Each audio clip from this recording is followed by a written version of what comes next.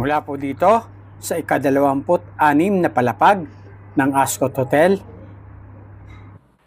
ay pupunta po tayo sa Chengdu Railway Station. Ngayon po mga kabayan ay hinihintay po natin ang ating inarkilang sasakyan na ayon sa aking anak ay kulay blue. Ito na po yata mga kabayan.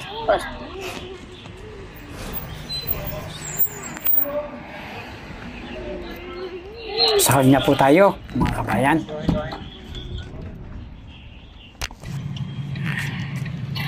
Ngayon po mga kabayan ay papunta na po tayo sa train station at sasakay po tayo sa kanilang high-speed train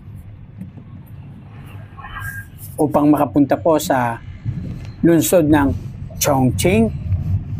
Ang nakuha po nating sasakyan para po makarating sa kanilang train station ay sa pamamagitan po ng Didi. Yan po ang pinaka-grab nila dito, ang Didi.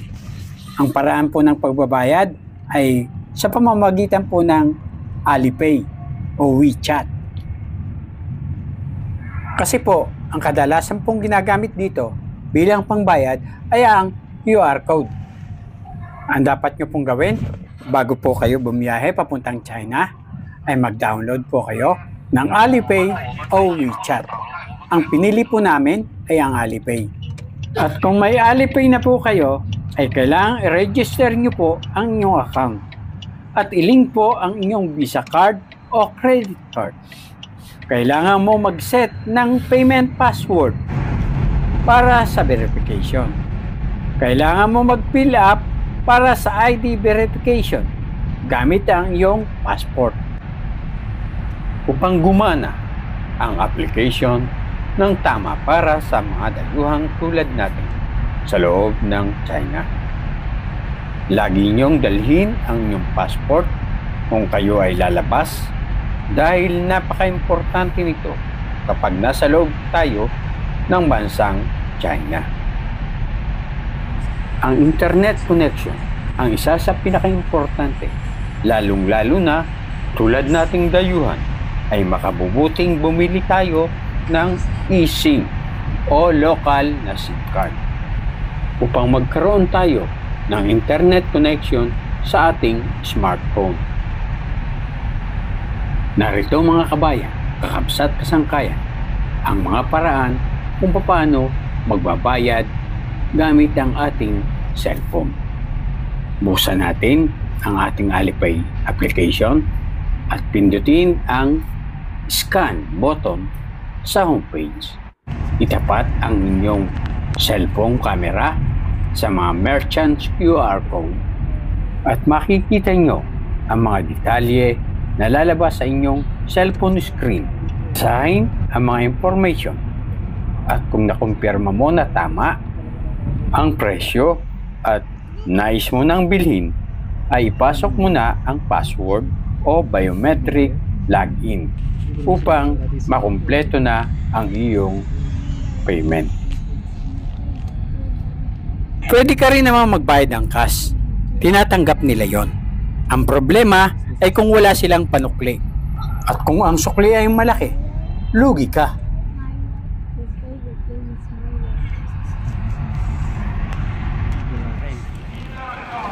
Nandito na po tayo mga kabayan. Lahat po halos ng mga tao ay nagmamadali sa pila. Sakay na kami ng train mga kabayan.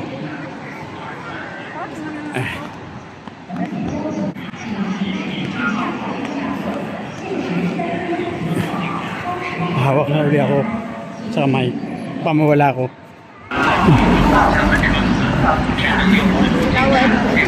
Jackson. Jackie Chan. Sasakay kami ng tren. Sasakay kami dito.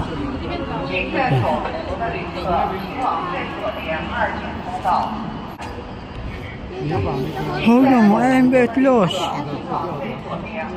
No. Papunta na kami sa tren.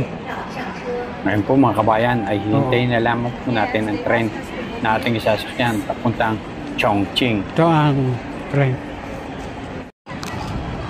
Naghihintay po kami ng aking po sa train. Naghihintay po kami ng train. Papuntang, saan pupunta yun? Changchun? Ano? Changchun? I think Changchun? Sanchun, papunta kami doon. Sanchun.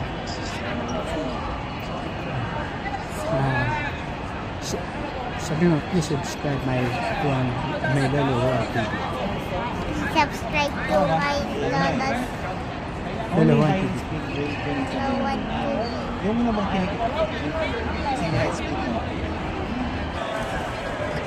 Siya nga po pala mga kabayan, nakalimutan ko pong sabihin sa inyo na kailangan po ang ating passport, hindi lamang ticket, upang makasakay po tayo sa kanilang China high-speed train. Ito po ang ticket natin sa train mga kabayan. Ipila na po tayo sa train. Ipila na po.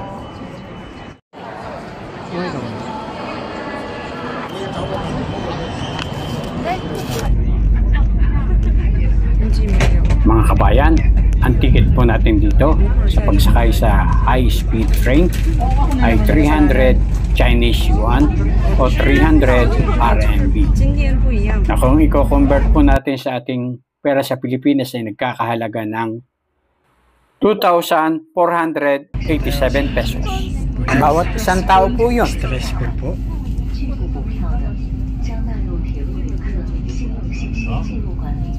High speed ba? Anong speed? 350 kilometers per hour. 350 km per hour. Samahan niyo po kami mga kabayan sa aming pagsakay sa Pilipinas train.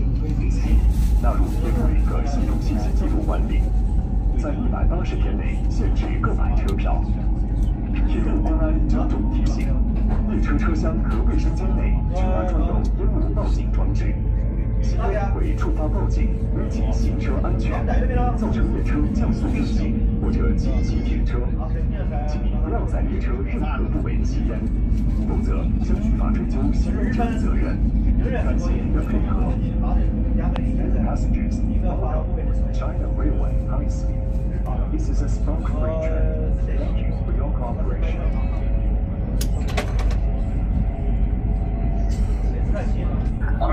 Alam niyo po mga kabayan, 2 araw na po kami dito mula nung kami dumating.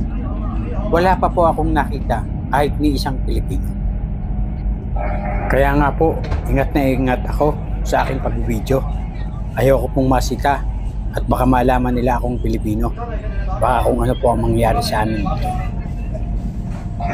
Ang inilalakas lamang po namin ng loob ay ang mga estudyante ng mga Chinese nakakilala ng aking anak na siyang sumundo sa amin sa Chengdu Jiangpu International Airport.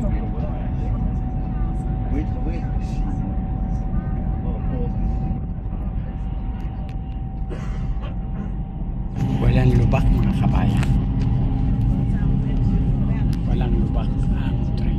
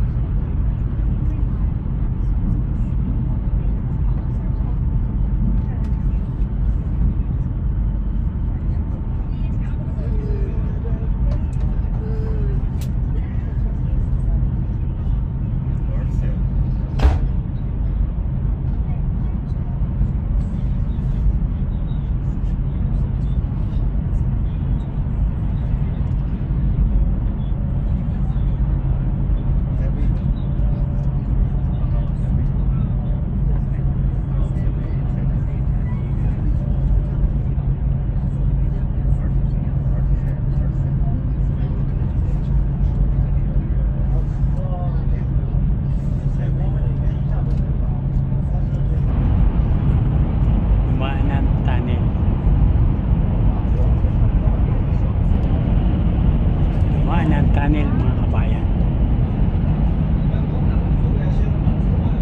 Tawag niyo si Gab-Gab.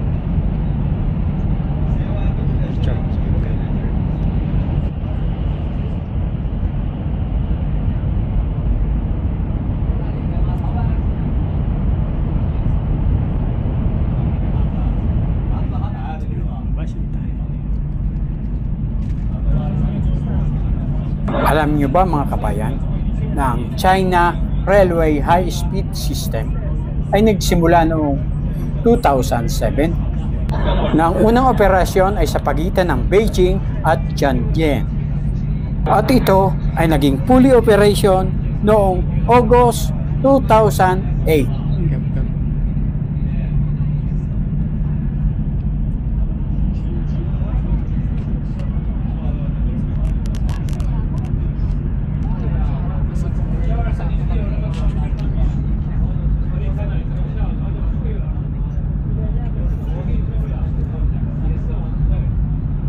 Ngayon po mga kabayan ay alas 12:15 ng katanghaliang tapat.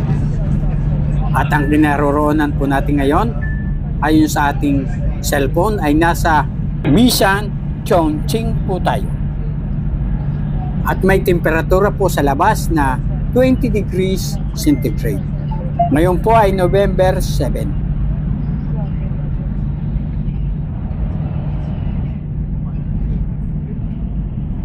Mga kabayan, kakapsat, kasangkayan, ayon po sa ating monitor, ngayon po ay tumatakbo po tayo ng 347 km per hour. Napakabilis po mga kabayan.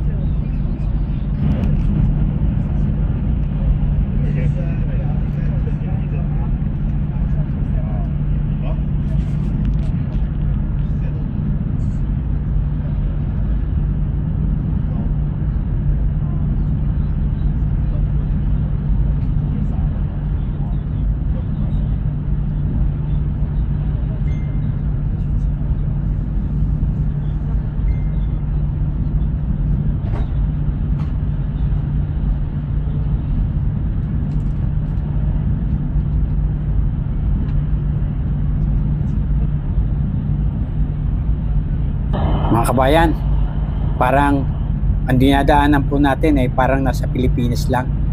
May mga nakikita rin po akong mga kubo na nasa gitna ng bukid.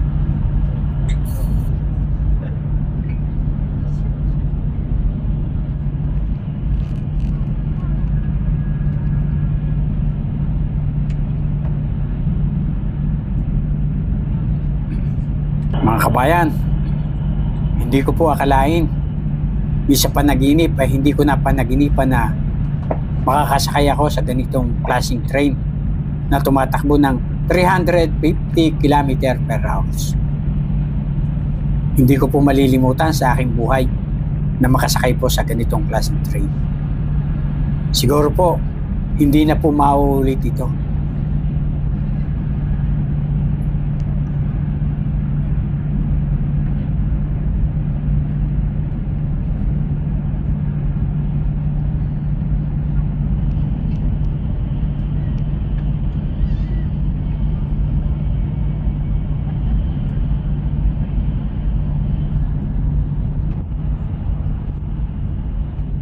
May nakasalubong po tayong train mga kabayan. Napakabilis po. Ayokong isipin ang magiging resulta kapag nagbanggaan ang dalawang train na magkasalubong na ganong kabilis. Tumaan na naman po sa tunnel mga kabayan, kapsat kasangkayan. At dalawa pa magkasunod.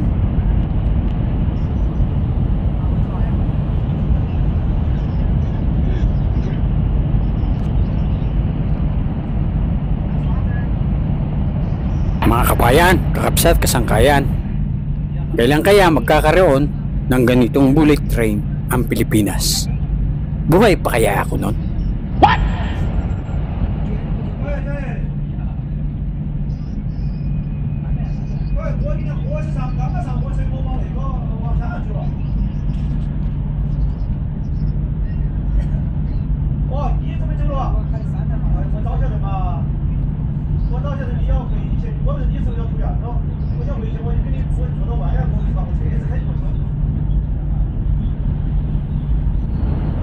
Nag-iingat po tayo sa pagkuha ng video. Baka po masagi po natin ang ating katabi. Babae pa naman. Napakadelikado po kasi wala po ako sa tabi ng bintana eh. Yung babae pong katabi ko ang nasa gilid ng bintana. Kaya ingat na ingat po ako sa pagkuha ng video. Ayoko pong maiwan dito sa China. At sa bandang huli po ay sisigaw ako ng ibalik niyo ako sa Pilipinas.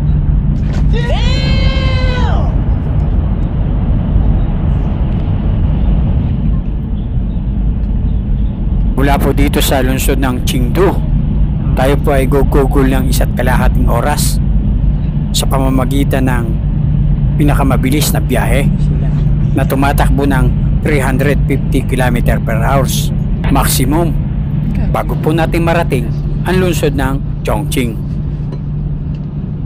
Kung ang takbo po ng tren ay nasa pagitan ng 300 km per hours at 350 km per hours, ay napakalayo po noon.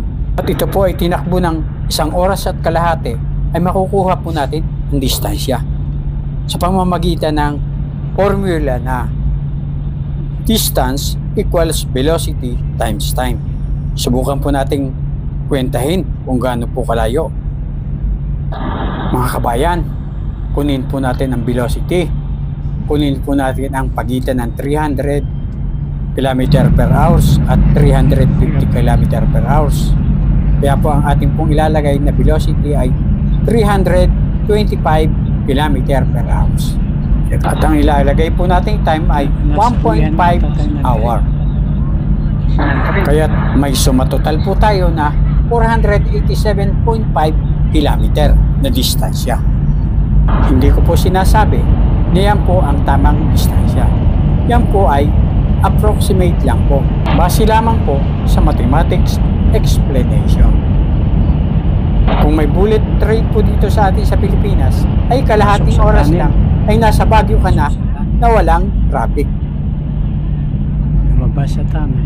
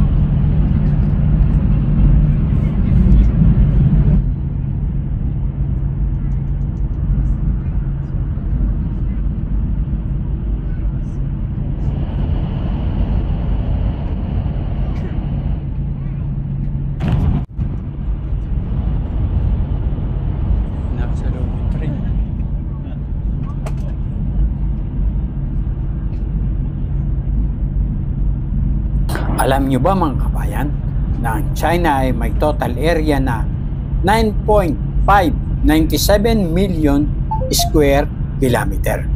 At ito ay mayroon namang 707 na lungsod. Sa ngayon mga kabayan, ang China ay may populasyon na 1.4 billion. Pangalawa sa pinakamataong lugar na pinapangunahan ng India.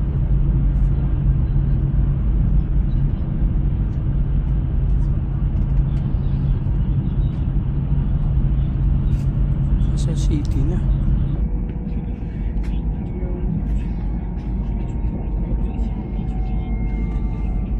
Medyo umagala po ang train mga kabayan. Malapit na po yata tayo sa ating destination.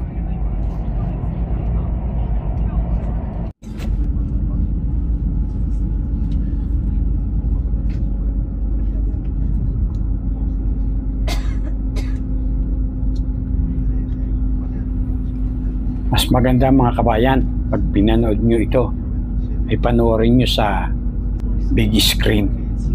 Mas detalyado ang mga video na ating mapapanood.